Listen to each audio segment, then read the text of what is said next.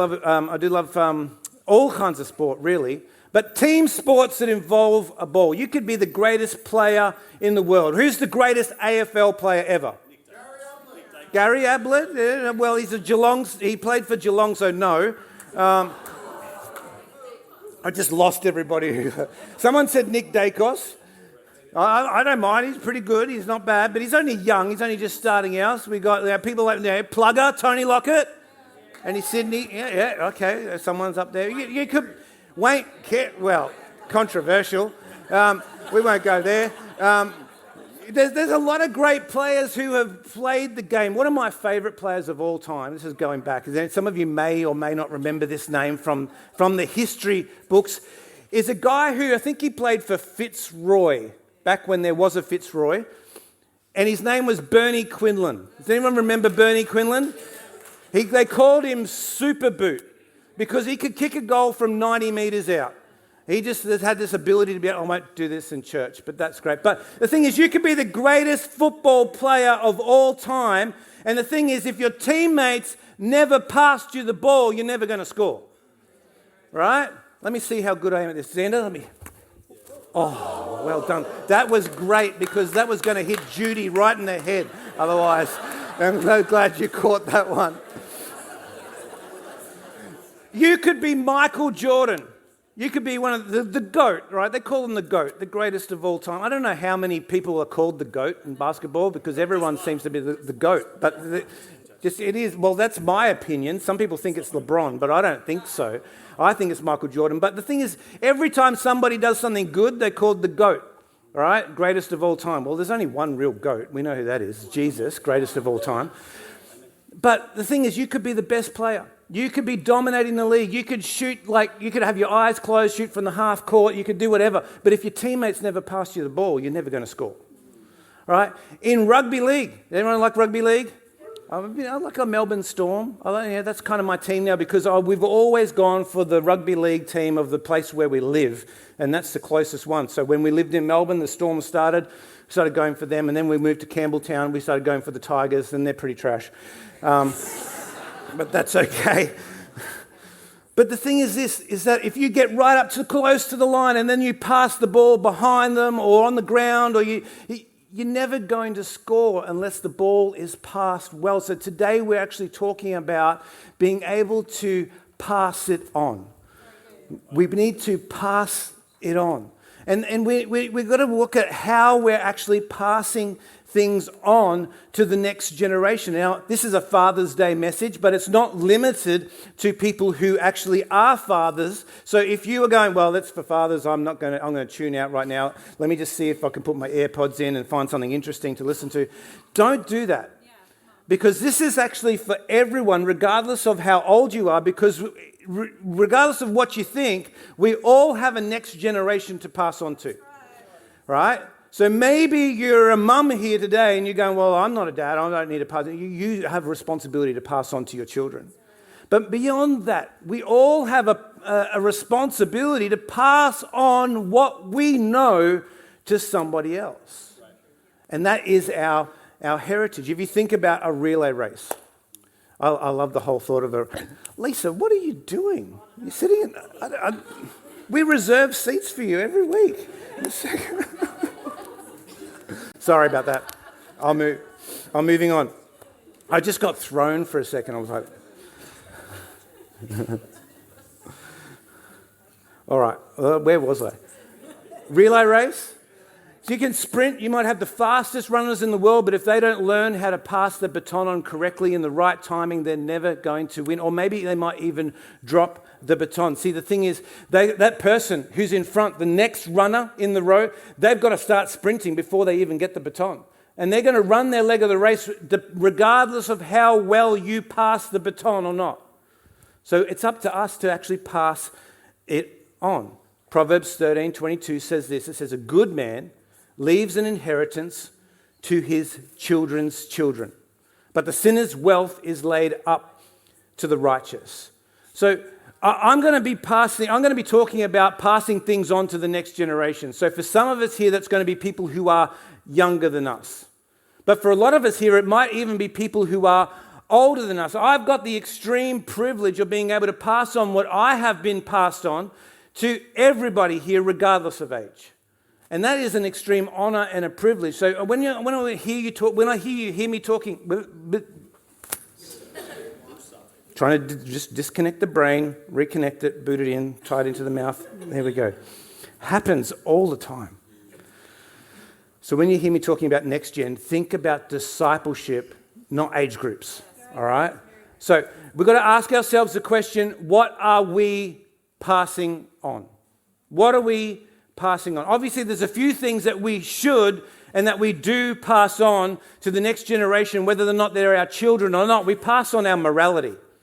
We pass on the things that we think about good versus evil. We pass that on by our actions and their demonstration. We pass on our ethics, what we think about life in difficult situations, what we think about should or shouldn't happen. We pass on our looks. It's not always a good thing. I do know how our girls turned out to be so good looking. It's got not much to do with me. I'm thankful for Rachel. We pass on our looks because there's family resemblances that occur. We pass on our politics to our kids. When we talk about it around the table, we pass things on. You know what else we pass on? We pass on our attitudes. We pass on our attitudes about other people. We pass on our attitudes about church.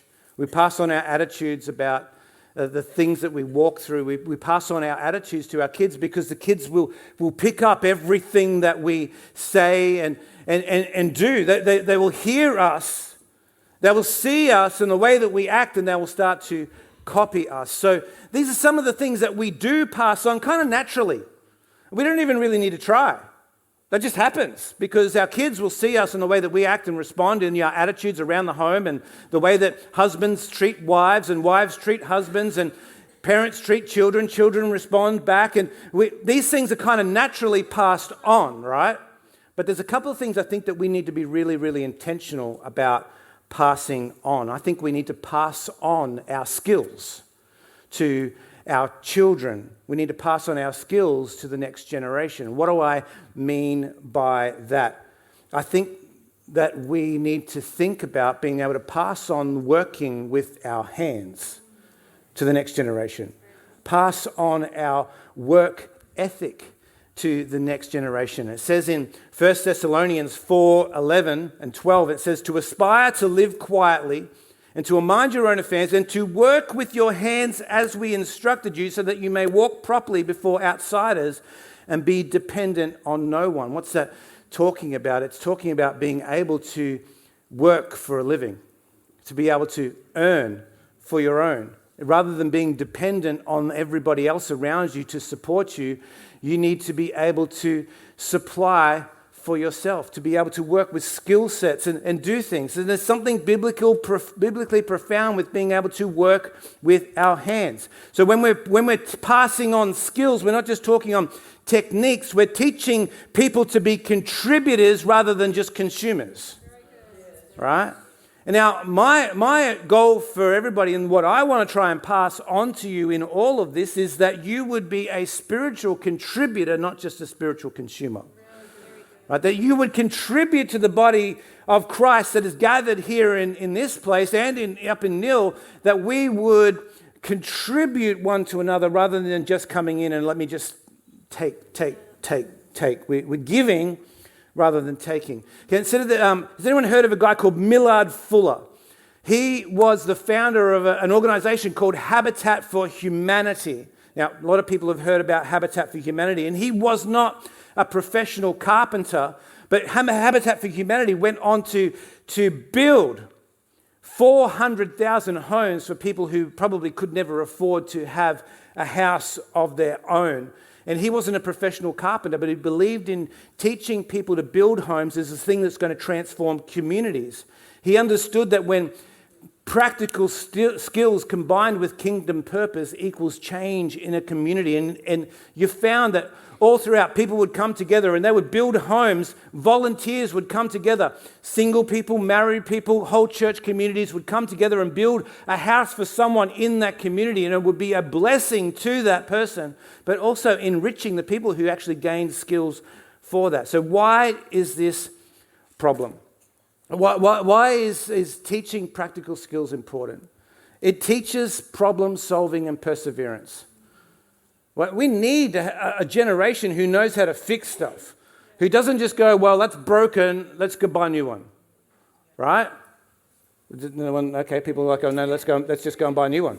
Let's just do that. Oh, that's bigger and better. No, we need to learn how to fix things or fix problems or to go, you know what, there's things that we can do and to persevere with something, right? We are creating opportunities to serve people in tangible ways, building confidence with someone. If you're actually able to build something with your bare hands, there is an immense sense of satisfaction that comes from that.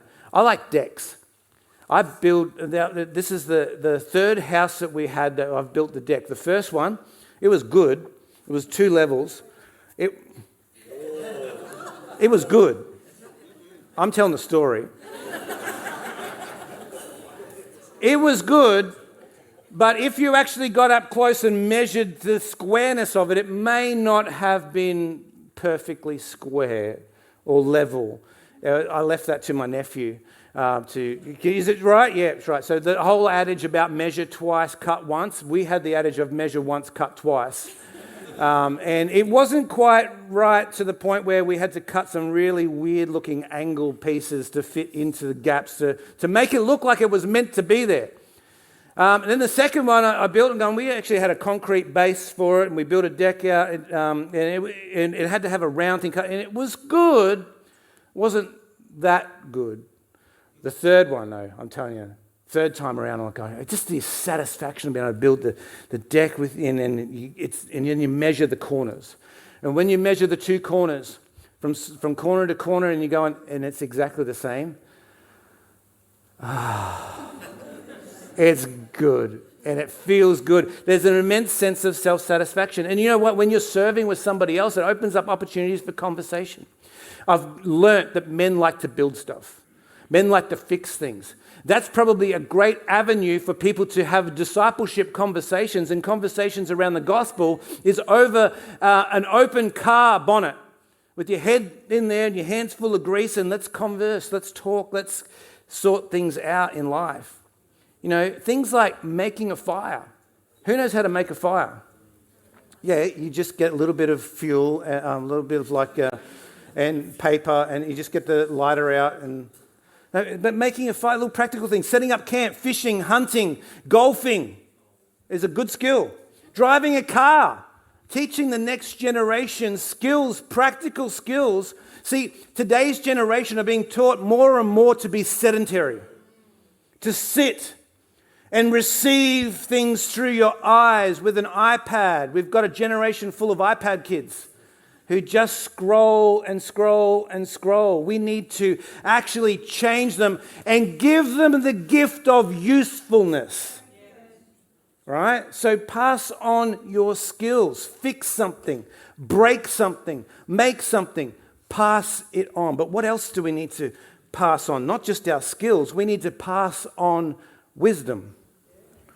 We need to pass on our wisdom, particularly when it comes to stewarding our finances. We need to pass on financial wisdom. It says in Proverbs 21:20, precious treasure and oil are in a man's dwelling, but a foolish man devours it. And see, people think, oh, Pastor Andrew, why would you ever speak about money in church? I'm going, because the Bible talks about money more than any other topic. People go, what? What? Really? Did people not know that? Don't put your hand up. That's okay. But the Bible speaks more about money than any other topic. Over 2,000 verses are dedicated to the topic, and Jesus spoke extensively about money more than anything else. And our approach to resources teaches us profound lessons about our priorities, our contentment, our trust in God. See, finances are something that we need to pass on to the next generation, not just in giving them a gift, but how to actually use it. See, Dave Ramsey observes this about our generation right now. We buy things we don't need with money we don't have to impress people we don't like.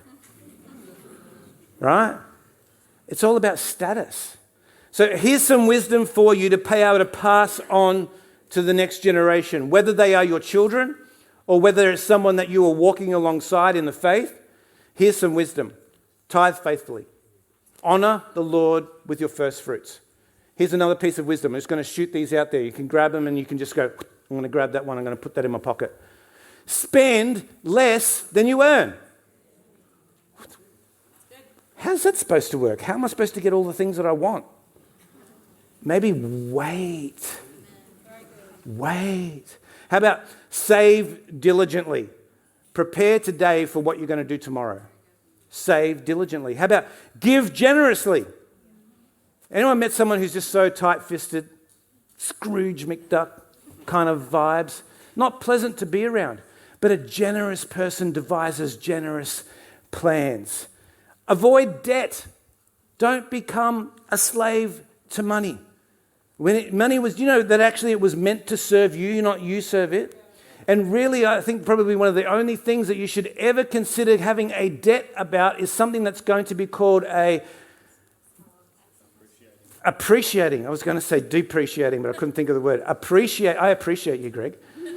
Appreciating assets, something that's going to grow, like a house might grow. But if you go and get debt to buy a brand new car, guess what's going to happen? It's going to depreciate and you're losing value straight off the lot. Avoid debt where you can. Invest eternally. Store up treasures in heaven. So let's apply this wisdom and pass it on. Applying on skills, applying wisdom, passing those things on. How about this one? This one's really challenging. Passing on healthy relationships. This could be a touchy topic for a few people. How about this? I had this conversation with someone during the week, and we were talking about this verse in the book of John, chapter 13. It says, By this, all people will know that you are my disciples if you have love for one another. If you have love for one another. And what does that actually mean? What are we talking about? We're talking about we have a responsibility to model healthy relationships in every area of our lives.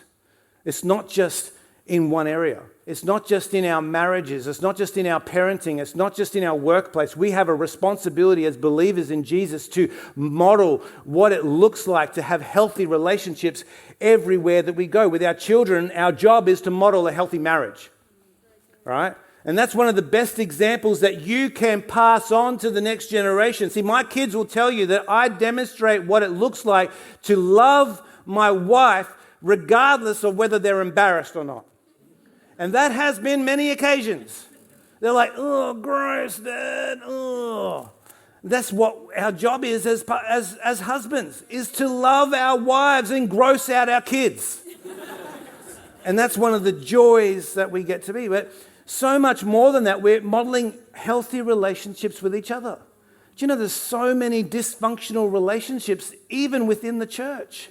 And that's not what the Bible calls us into. But the thing is, we're called to model this stuff, but we selfishly want to be on top, right? We want to be the leaders. We want to have the goal. We want to be on top. And we're going to do anything to get there.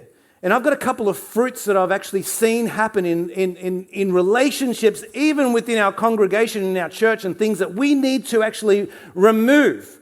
And these are what I call the rotten fruit of relationships. And it starts with gaslighting. Yeah, that's not that bad. Oh, that didn't really happen to you. Oh, yeah, that's not that good. No, you're fine, whatever. Just get over it. Avoidance. How about just not talking to someone? Ghosting. Not even responding. Yeah, these are all the fruits of unhealthy relationships. Guilt tripping. Who's ever had a good guilt trip? Yeah, there's no good guilt trips. But someone guilt tripping you into doing something. They're going, that's not right. That's not how we do. Blame shifting. Oh, well, I did that because this person actually, it's really your fault. It's really your fault while I'm the way that I am.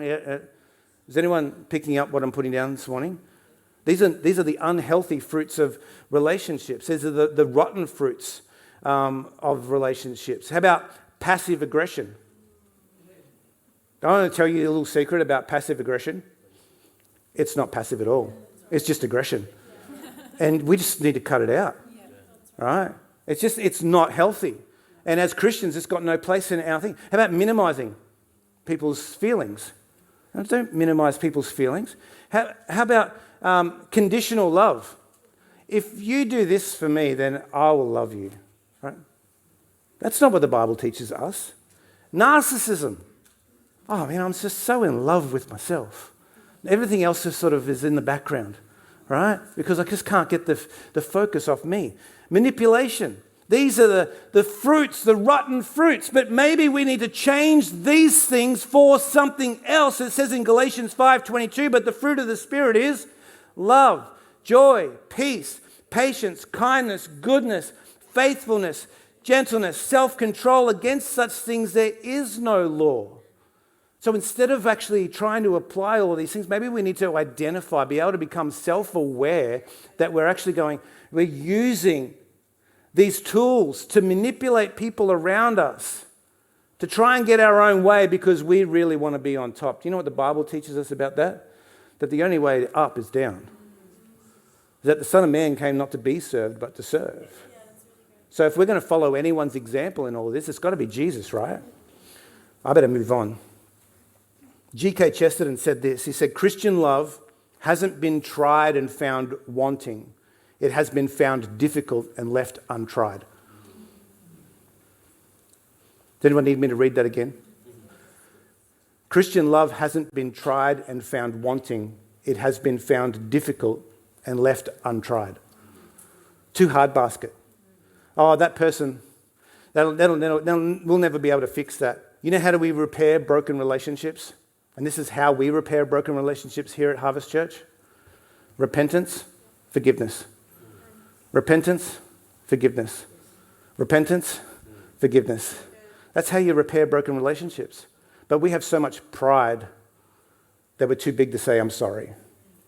We're too big to say, I know I hurt you. We're too big to say, will you forgive me? And then on the other side, we've got so much pride that we could never say, I forgive you. So we need to remove pride from the equation and move on. So we need to pass on what it looks like to have healthy relationships. How about we pass on a solid foundation? Matthew 7:24-25 says, everyone then who hears these words of mine and does them will be like a wise man who built his house upon the rock, and the rain fell and the floods came and the winds blew and beat upon the house, but it did not fall because it had been founded on the rock. We're all going to go through storms. We're all going to go through things that shake us to the core. The only thing that's going to keep us standing is whether or not our lives are built on the rock of the truth of the Word of God. Who is the truth? Jesus said, I am the way, the truth, and the life. We need to have a life that is built on Him. See, if we want to live our truth, oh, but that's your truth, Pastor Andrew. It's not my truth. And going, there's only one truth. And that is Jesus Christ. See, living our truth is sand. Living on His truth is the rock that we build our lives upon. And the final thing that I have as we, thank you, Alicia, is that, and this is probably the greatest thing that we could ever pass on, is that we need to pass on our faith. See, we go about thinking that what we need to build for the next generation, and we put some time and we put effort into it, and we think to ourselves, what's the really important things that I need to teach my kids? What's the really important things that I need to teach that person that I'm discipling or is coming alongside? What's the real important thing? Do I need to teach them practical skills? Yes, I think you should teach them practical skills. All children should learn how to cook, because otherwise you won't eat, right? Oh, you can just get Macca's. No, it's bad for you all the time. So just learn practical skills, things that are going to help you in your life. Those things are really important. You should teach and pass on wisdom around using your finance as well. You should definitely do that. You should model what it looks like to have a healthy family, to have healthy relationships. You should model what that looks like. In your marriage, you should model that to your children. In your workplace, you should model what it looks like to respect your boss. In your church, you should model what it looks like to honor up, honor down, and honor all around. And I did not wrap it. We should be doing all of these things. We should be setting our children, our next generation up with a truth foundation, a bedrock that they can actually build their lives upon. But there's one more thing, and this is the most important thing. It's the legacy of faith that we need to pass on to the next generation. It says in 2 Timothy 2:2, it says, "And what you have heard from me in the presence of many witnesses, entrust to faithful men who will be able to teach others also." What's Paul saying to Timothy? I taught you everything I know. Now it's your job to teach a whole bunch of other people who are then going to teach someone else. And what's he teaching them? He's teaching them faith. That's the primary thing. See, you don't get faith by just theology. You don't get faith just by going, well, I've got the Bible here, I'm trying to build my life upon it. That's just not just faith. Faith is giving your heart and soul to Jesus Christ. And it's not inherited. See, I was actually messaging my two brothers this morning, David and Nathan. I don't know if you're watching this or will watch this. But I was just messaging them, and I said to them, happy Father's Day, boys. I'm just sitting here thinking about, I was sitting in the car park just out here. I'm just sitting here thinking about the most valuable thing that Dad ever passed on to us. And it wasn't bricks and mortar, because at the end of Dad's life, we didn't have a lot of things. He passed on a legacy of faith. Now, was that in the teaching that came through Sundays? No. Was that in the worship services? Not necessarily, but also it was just in the example of how much he loved Jesus. And in his life, he created an inheritance for us that was so valuable that he passed that faith onto us. See, this responsibility belongs to every believer, is to pass on faith. Parents, if you're in this room, the best thing that you can do for your children is to impart faith into them. How? Let them see you model it. Let them see you step out. Let them see you at home reading the word, poring over the scriptures. Let them see you in prayer together. Let them see you in tears, in love, in worship. The best thing that you can do for them on a Sunday, I've said this before, is to get your kids to stand beside you and let them feel you worshiping Jesus. You want to be a good example to the next generation? You want to raise up your kids to follow and serve after him? Stand them right here and say, all right, this is what we do in church. We stand here. We lift our hands. Why do we lift our hands? Well, let me explain it to you. We lift our hands because we love Jesus and we are surrendering all to him. That's why we lift our hands. Why do we read that Bible thing? Let me tell you all about it. You need to example this to your children. So all of these things are good things to do, but we need to pass on faith. 2 Timothy, this is a really good one. 2 Timothy 1:5, and I'm going to close with this. It says, I am reminded of your sincere faith, a faith that dwelt first in your grandmother Lois and in your mother Eunice, and now I am sure dwells in you as well. Hang on, isn't this Father's Day? We're talking about mothers and grandmothers. Faith isn't just down to gender roles. We need to pass on faith to the generations. See, grandmother Lois passed it on to his mother. His mother passed it on to Timothy. Timothy grabbed it and then was discipled by Paul to the point where he became the pastor of the church in Ephesus. He reached so many people with this message. See, this is the greatest gift that we can ever give to somebody else, is actually passing on faith, and we need to do it well. The greatest gift that we could ever give somebody else is the gift of Jesus Christ. Why don't we stand to our feet? We're going to close with this. So we talked before about passing the ball, passing the baton. You could be the greatest sports person in the world. You might even become the greatest theologian in the world. You might become the greatest preacher, pastor, whatever in the world. I don't care. Those kind of things don't matter. The greatest thing, the responsibility that we have is to actually take what we have been given and pass it on to just one other person, to just one more person. Do you realize what would happen in our church if every single person... Okay, I'm going to do a snap poll, all right? And this is going to happen up in Nil as well. If you're a believer in Jesus, just lift up your hand. Look at that, all right? Okay, now let's do some quick math. If every single person in 1 year brought one person in, passed on faith to one person, what would happen in our church next year? Would double. And what would happen if we did that again? It's quadrupling. And if we did that again, yeah, I can't even keep up with the math. But you think about that, there's not a building in Horsham that would be able to contain what God could do if we just were obedient and passed on our faith. It's not for us. It's not meant just for us. We were called to pass it on.